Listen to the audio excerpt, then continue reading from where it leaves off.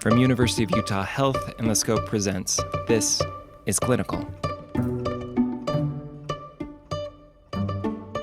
I'm Mitch Sears, producer for The Scope Radio, and you're listening to episode 4 of our series, Unit on the Brink. This is a multi-part story told in order, and if you haven't listened to our previous episodes yet, we highly recommend you go back and start with episode 1 in your podcast app. Don't worry, we'll be here when you get back. And for everyone else, this is part 4 of Unit on the Brink.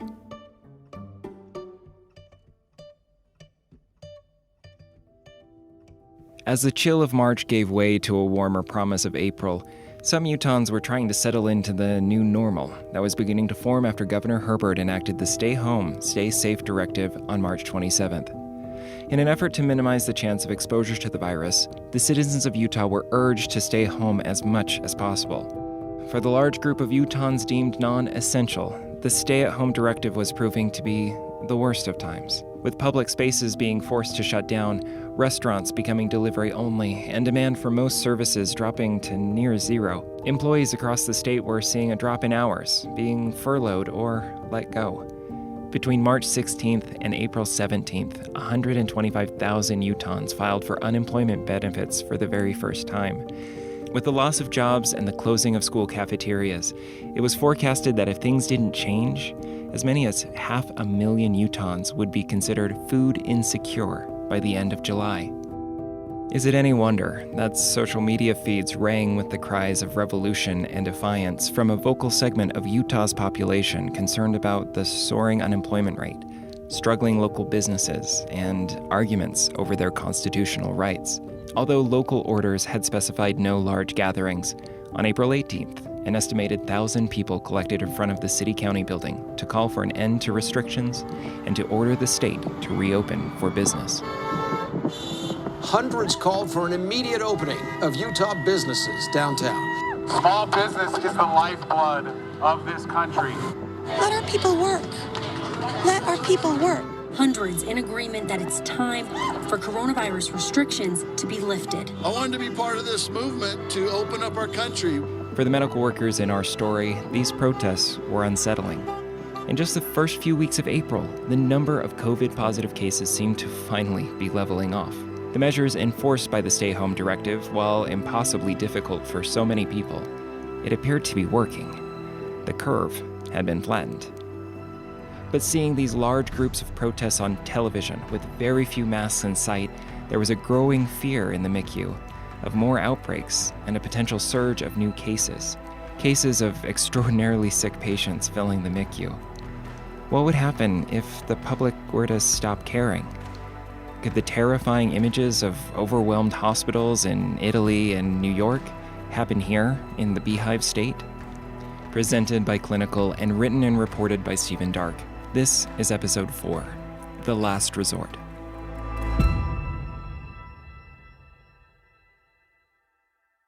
Critical care and pulmonary specialist Lynn Keenan, MD, had some sympathy when it came to businesses in Utah being forced towards closure by the abrupt arrival of COVID-19 and the state's response in locking Utah down.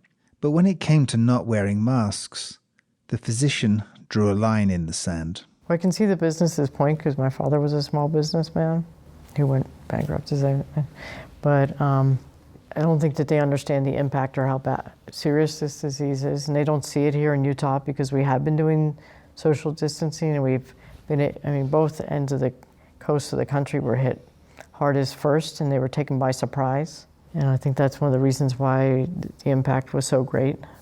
But I think we need to learn from those experiences and realize that, yes, we need to continue social distancing and the business closures because the mortality is astounding. As nurse Megan Deal watched the TV news that night, she found herself slipping from dismay through disbelief to tears of anger. It's so frustrating because there are people that are fine. You know, people come in and they're on a little bit of oxygen for a little while, they go to the floor, they go home.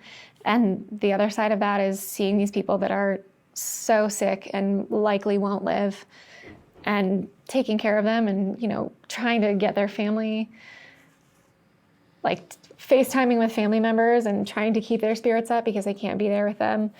And then seeing people completely disregard all of that and be like, well, I want to go get my nails done, or I want to go get a haircut. I'm like, do you realize that this person's here dying?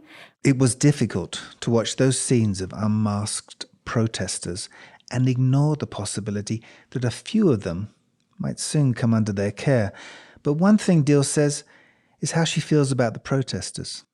Another about those who need her skills as a nurse. Watching those protests and then thinking about the things that could happen and the people that we could get to take care of it tears you in two ways as well. It's the same as like wanting to protect yourself, but wanting to help the patient. It's like, I want people to stay home because that's just the right thing to do. But when they end up with us, it's like, you were one of those people that thought that this didn't need to be, like, we didn't need to social distance, you didn't need to stay home. And now you're here and we're caring for you and fighting for your life just as much as you are.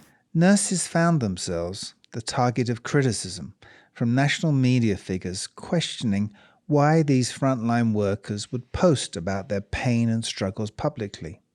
A few asked, wasn't a history-defining disaster like a pandemic the very reason they wanted to go into nursing in the first place? And then you read quotes like, well, isn't this like the Super Bowl for nursing? That was the one that really like got the smoke coming out of my ears. Isn't this the Super Bowl for nursing? Like, isn't this what you've waited your whole career for?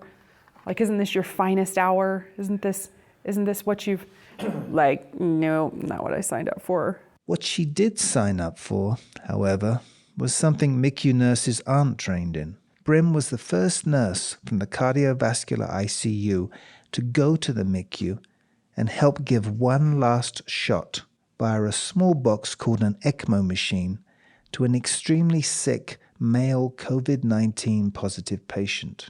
ECMO stands for extracorporeal membranous oxygenation. It's brought in for COVID-19 patients at the MICU when there's no other choice. What the ECMO does, in essence, is draw a patient's blood out of their body, oxygenates it, then pumps it back in.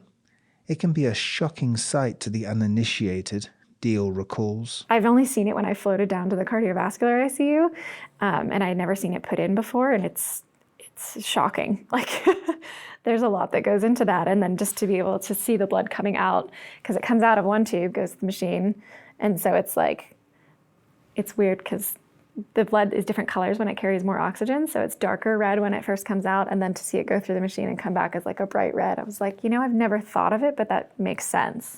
Nurse Brim, from whom we will hear more later in the series, describes in sometimes visceral detail how ECMO helps COVID-19 patients, bypassing lungs that aren't working while ensuring oxygenated blood circulates around the body. The ECMO machine is a last resort for lungs that have all but stopped working. It can bring you back from the point of death and give your lungs a chance to rest. Given its rigorous physical demands on patients, it's only for those deemed able to survive it. So the VV ECMO, which is what we use for COVID, is basically a replacement lung. So they have a good working heart, so their heart can move the blood just fine. Their heart works fine, but their lungs don't work. So before the blood goes into the lungs, we pull it out of the body, we do the work of the lungs and pump it back into the body. The blood still goes through the pulmonary vasculature, through the heart, but then it's already oxygenated and ventilated before it goes through there. So you can have non-working lungs, put the blood through the tubes, basically through the piping to get out to the other side. It's brutal, but it works because you can't rest the lungs. Like, the heart and the lungs are two organs you can't rest. They got to work all the time. They can't stop. You can't live if those two organs don't work. So, they can get to a certain point. We can do ventilator. We can prone them. We can put them upside down on their bellies. You can do all these things for lungs. But when it gets to a certain point and they are not working, you got to do something else. The obvious objective here is for a patient to heal to the point they can go home. But with how hard it is to fight the virus, and how demanding it is on the body and the mind, staff members like Dil still worry about their patient's future. Even if you go through all that and you don't have any traumatic experiences, I think living through that, and if they're able to live and coming back from that, the PTSD from that would be astronomical. Like, especially because most of these patients, or a lot of them, have never been hospitalized before, had never been on a breathing tube before. So all of this is new, and it's so severe that, you know, we're having to take all these crazy measures just to get them enough oxygen. And then if you make it, which hopefully, then you end up with, you know, delirium from being in the hospital for so long, and really stress and trauma and everything that comes on top of us just being like, oh, you're alive, but here's all the residual. And people's lungs can be damaged for forever from being on high ventilator settings for too long. So it's just, I mean, we feel like we've accomplished something when we get to send someone out of the ICU. There's a fear of going through the process again after you've survived it that can leave patients anxious, even about sleeping. Some patients, Deal says, have to battle anxiety that if they were to close their eyes, they might wake up connected to a ventilator again. I think mentally, like other than just the physical trauma of all of it, there's a big mental component that we'll see down the road.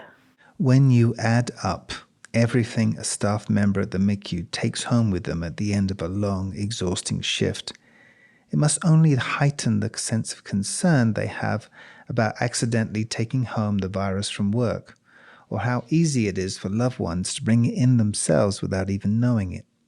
Healthcare assistant Cornelio Morales has not only his healthy family members to worry about, but also his 21-year-old daughter Kathy, who has barely any immune system or defenses after a lifetime of living with a genetic disease. Kathy raises the stakes so much higher. Yeah, that's the thing. So now with Kathy, it was for the last month. I think we keep Kathy in the room, you know. We don't let anybody see Kathy, just me and Mom. Even my kids, they come and say hi, and then, but we don't allow them to touch her because we don't know. So, and then we have a sanitizer in the room. Before we get close to Kathy, we sanitize hands, wash our hands, and we wear a mask. Every time we get close to Kathy, we wear a mask. I had a mask for one day, and my wife has her own mask outside the room. We go out and see Kathy, we wear a mask, and then we try to protect her more than anybody else. It's a virus that can impact anyone, Deal stresses. Sometimes it seems so unpredictable. Like at first it was, oh, have they traveled? Or, oh, are they older? It's this population. But we've had patients of all ages, and it impacts everyone differently. Like we've had a guy that's been on ECMO for weeks, which is like the last line of therapy that we can do, and he's in his 40s and has no medical history. And the guy that I took care of that got intubated was 75 and otherwise pretty healthy, and he is probably at home now again. So it's, you know, people think that they're safe because they're not in this at-risk population, but really it can affect anyone. On top of that, things can just go south so quickly for patients who seem so strong.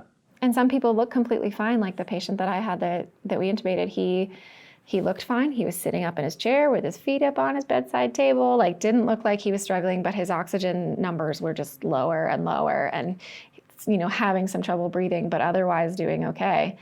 It's interesting from a medical perspective, but it's terrifying to see how some people's bodies just aren't handling it, and they're otherwise probably would have been fine. So where this can end up is a recognition that sometimes death is a mercy, even a release. I think sometimes we know that people need to die. Like we'll have patients that we do everything to keep them alive, and we get to a point where we're like, coming back from this you would have no quality of life. And so those patients, we recognize that they probably need to pass, and we feel better once they've peacefully passed and we're able to help them through that. Processing a death at the unit can mean talking through the narrative of medical care with colleagues. The traumatic ones that we don't expect them to die and they're young, those are the ones that are hard to deal with. And I think it's looking at it and what could we have done differently, or is there anything that could have changed this outcome, and just, walking through it together. Like we'll talk about it sometimes, or talk about, this patient and this is what happened when I took care of them. And so I think we talk to each other, but I think a lot of us talk to our significant others or our families as well. And you just kind of take time to process it and then go back to work and do it all over again. If conversations can be healing, laughter, as it has often been said, is perhaps the best medicine for the wounded heart and soul. Deal says to staff, it's a necessary outlet for their stress, trauma, and pain. I've seen posts with different things that I follow on social media that, nursing groups, that some people are like, oh, it's so disrespectful. But you kind of have to have these outlets of like, these terrible things happen at work and we have to be able to laugh about some of it. So they were doing a MICU Olympics because the Olympics were canceled this year. So they were like, well, what could we have up here that would be the MICU Olympics? And so it's like, who can put on their PPE the fastest, and who can, funny little things like that we laugh about. And along with laughter, there's another source of pure escape, music. And the MICU has its own particular resource when it comes to that, the MICU COVID playlist. According to the description on Spotify, it's a bunch of people on a COVID unit getting by with a little help from the music. The featured songs have a curiously apt focus. Behaviors and feelings that, seen through the COVID infection lens, achieve a new, sometimes bleak resonance. As one nurse says, the ICU, COVID-19 or not, can be a dark place. If you don't find ways to laugh, you can just end up crying.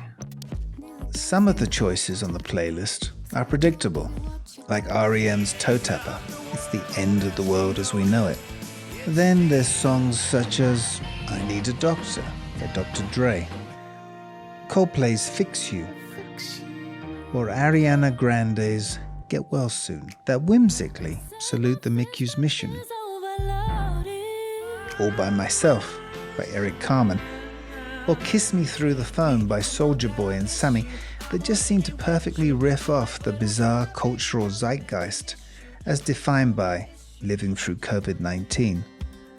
Some are just plain hopeful, notably Gloria Gaynor's anthem to resilience, I Will Survive.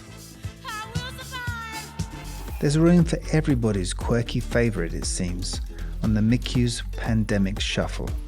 Alicia Barker picks a Queen classic that captures her mood more often than not. I like Under Pressure by Queen because that's how I feel. So that dun dun dun dun dun dun. Classic. Yeah.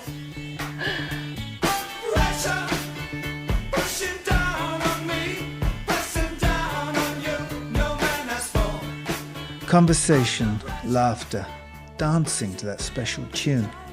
It all helps to ease the mental and emotional burden that day-to-day patrolling the COVID frontline weighs down upon you.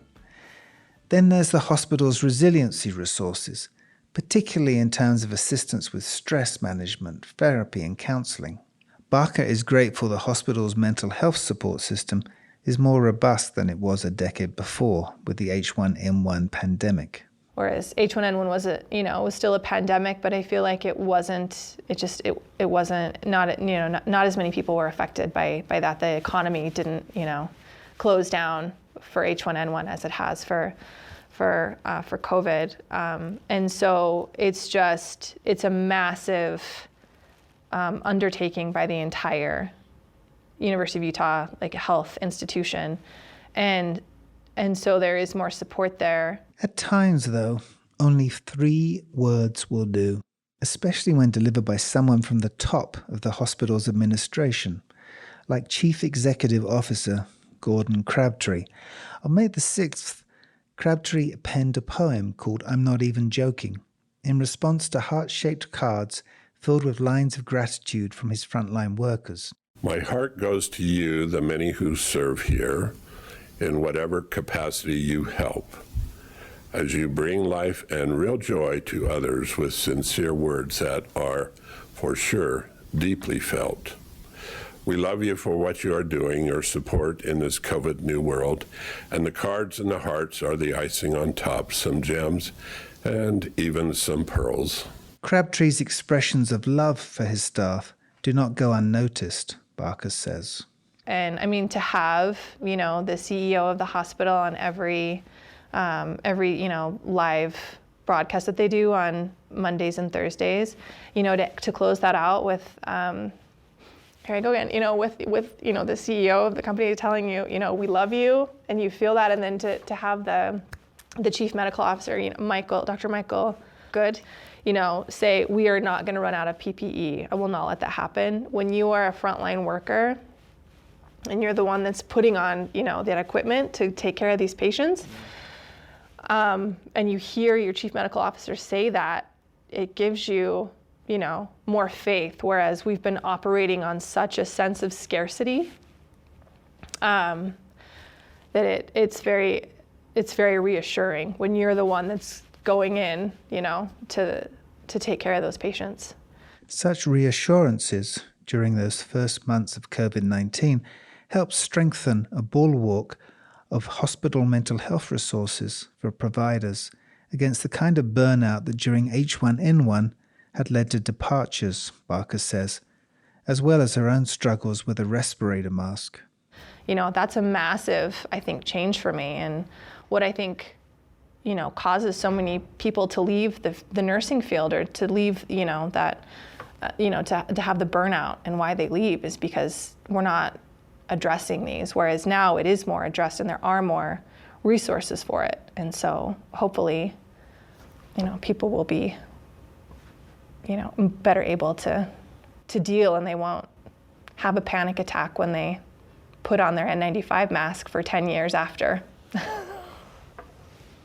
One of the most important support systems the MICU staff have is each other. Many want to work at the MICU, Morales says, because they've witnessed its collegial atmosphere firsthand. And I say that's the reason I've been there for 11 years. It's a family unit. It's a really help you with everything. I swear, you're never on your own. You always get somebody else to help you. And that's what it is. They treat you like family. As the virus bore down on Utah and more patients occupied the negative air rooms in the back of the unit, that mutual support culture only blossomed, Katko says. Maybe just that the culture in the MICU is really amazing. We have a culture of teamwork that's, I think, pretty well known throughout the critical care cluster in the hospital. And it's just been cool to see people volunteer to take COVID positive patients. And I think we all try to help a lot. If we're not the ones that are in the rooms, we do try to help the nurses that are. And it's been cool to see how we've rallied as a unit in a time of crisis or preparing for a crisis. My coworkers are pretty amazing, some of the smartest people I've ever met. It's exhausting work, Deal says, but it's also something more. I think that's probably how I would describe my job most days, is exhausting but exhilarating. And the days that are more exhausting are often more exhilarating because they're exhausting because you're having to really work to keep this person alive and, run all around and think critically all day about what you can do to make sure that everything is okay. While also, your other patient needs juice or a blanket or something. So it's running around and a lot of delegating to other people to help you with things. And so it's good, but I'm very tired after my shifts. The summer months at the MICU are traditionally quiet ones. Before the flu season hits in the fall, nurses and providers float to other departments, other floors, and see how they can help. But 2020 would bring a very different summer for the MICU team, one that would ramp up the pressure on a unit increasingly desperate for a break, yet unable to get out of the way, even for a day, from bearing the brunt of the COVID storm. Next time on Unit on the Brink. To be a nurse in intensive care means that I am the guardian of the critically ill. I am the keeper of hope, even when I know deep down that there is none. I am the keeper of hope when the family and the patient has lost all hope, but I know deep down that there is still hope. To be a nurse is to bear witness to people's journey through illness. To be a nurse is to bear witness to their suffering when no one else can see it. To be a nurse is to bear witness to someone's transition from this life to the next, and sometimes I'm the only witness. Join us next week for Episode 5, Keepers of Hope. Before we go to credits, we wanted to take a moment to acknowledge a clarification brought to our attention regarding our last episode. Here at Clinical, we strive to ensure that our stories are told as accurately as possible. This includes a review process from not only our subjects, but professionals in the field for each episode we release. In regards to last week's episode, while pharmaceutical paralysis is sometimes used for aiding in ventilator compliance in some of the very worst patient cases, medical professionals do not remove sedation from a patient during paralysis because of the emotional toll such a harrowing experience would have on the patient. Listener Samantha called into our Scope listener line to bring this point to our attention and articulated in precise and eloquent terms the important consideration she takes with her patients in the scenario. I'm a nurse in the medical ICU, and I work alongside all the people you've been interviewing. I've been enjoying listening to the podcast, and I'm proud to work alongside my coworkers who are speaking out and really representing us well. I recognize the significance of removing all voluntary movement from a person. In my own practice, before initiating a paralytic medication, I always pause and consider the weight of what I'm about to do in taking away their ability to do anything for themselves, to move their head or shift their arm or even blink. I consider it a privilege to care for people in this state and to do for them what they can't. And it's important to me that people have a right understanding of what that looks like. Like I said, I've been really enjoying the podcast, and thank you for giving a voice to our experience. I look forward to hearing more.